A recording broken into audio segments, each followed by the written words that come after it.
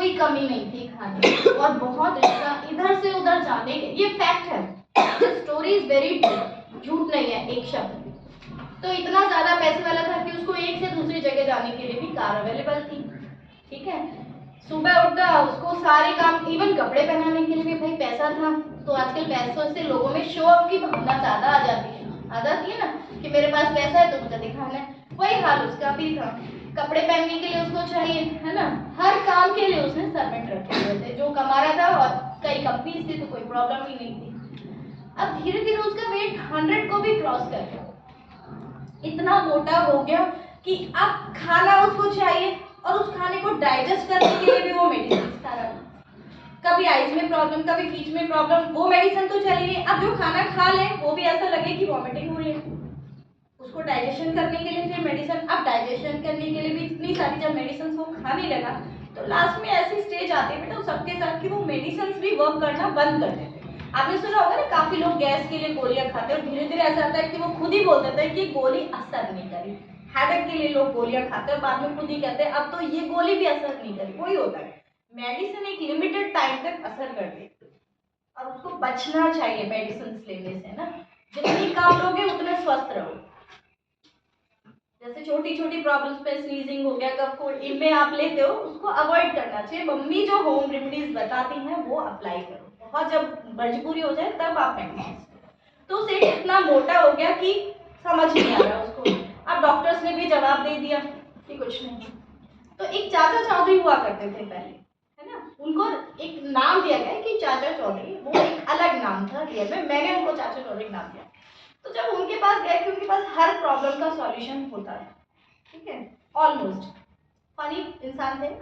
अब जब पता चला वो उनके पास गए कि ये प्रॉब्लम है, उनके एम्प्लॉय गए कि सर इतनी सारी प्रॉब्लम हो गई है और हमारे अब वो उठ भी नहीं पा रहे। तो चाचा चौधरी ने कहा कि मैं आपकी हेल्प नहीं करूंगा, I will not help you, he has to come to me. उसको मेरे पास ही आना पड़ेगा, उन सेठ को क्या करना पड़ेगा, मेरे पास ही आना पड़ेगा, और वो भी पैदल आना पड़ेगा। और चाचा चौधरी का घर बहुत दूर था सेठ के घर से। बोले मैं उनको ठीक तो कर दूंगा, लेकिन अपने घर से मेरे घर तक उनको पैदल आना पड़ेगा, without any kind of help, you can't use car.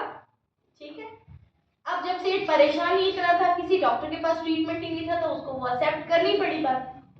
तो वो गया, चाचा चौधरी ने मेडिसिन पहले से रेडी रखी हुई थी कि ये आपकी मेडिसिन है, इसको घर ऐसे ही जाना है, पैदल जाना है और आपको खा लेनी है। ठीक है, अब उन्होंने कहा सर आप मुझे बहुत सारी दे दीजिए, इससे फायदा होगा। बोले नहीं, दोनों टाइम आप आओगे और दोनों टाइम मुझसे मेडिसिन लेके जाओगे, दोनों टाइम घर जाके खाओ, घर भी ऐसे ही जाओगे, तभी मैं आपको दूंगा। ठीक है, अब वो भी डर गया कि कह रहा है तो सुनना पड़ेगा।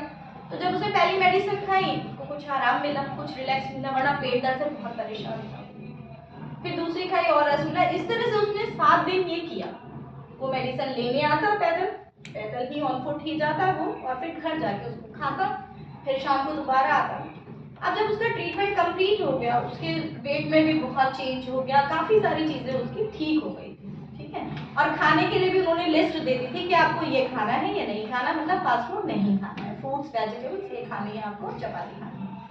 फिर 7 दिन जब कंप्लीट हो गए, उसके वेट में भी बहुत ज़्यादा चेंजेस आ गए, वो ठीक हो गया। तब उसने चाचा चौधरी से पूछा कि आपने इस दवाई में क्या दिया था कि सारे डॉक्टर्स फेल हो गए। चाचा चौधरी ने जो आंसर दिया वो सुनो। उन्होंने कहा मैंने कुछ नहीं दिया, सिर्फ नमक दिया। क्या दिया था? नमक। नमक को मैंने पुड़िया में रैप करके और वो आपको मैंने दे दिया।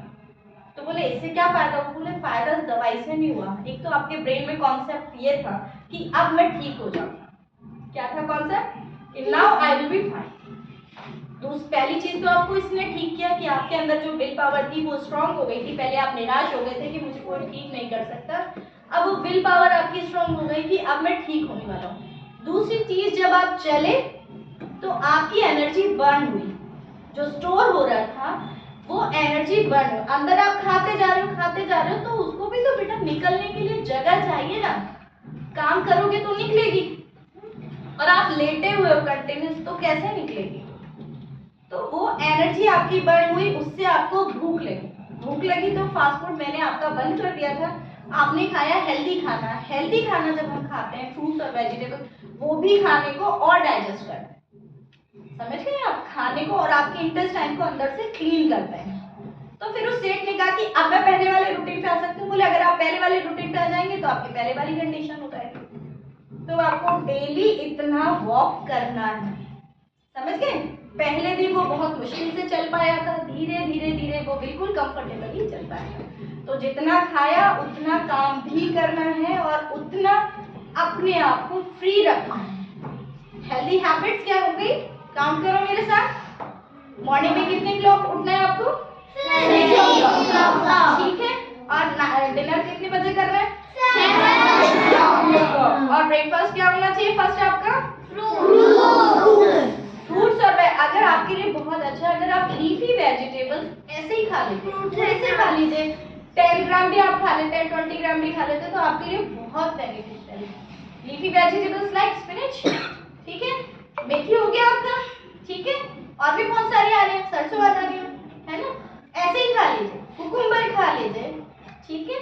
आप जितना खा लेंगे, बीटरूट खा लेंगे, आपके अंदर से जो इंटेस्टाइन है वो बिल्कुल क्लीन हो जाएगी। और उसके हाफ एन आवर बाद जब आप ब्रेकफास्ट करेंगे, आप अपने आप को देखिए, आपको ज्यादा भूख लगेगी और वो डाइजेस्ट भी अच्छे से होगा, समझ गए। याद रखेंगे सारी चीजें, तो हमें बीमारियों से बचना है, अपने हेल्थ को ठीक रखना है। और मॉर्निंग में एक फिजिकल, नाइट में सोने से पहले एक फिजिकल गेम आपको जरूर खेलना है। स्कूल तो सुबह आ जाते हो आप, तो सुबह नहीं खेल पाओगे, तो नाइट में सोने से पहले कुछ भी आपको फिजिकल गेम खेलना ही खेलना है, ठीक है। That's all for today. जय श्री राम।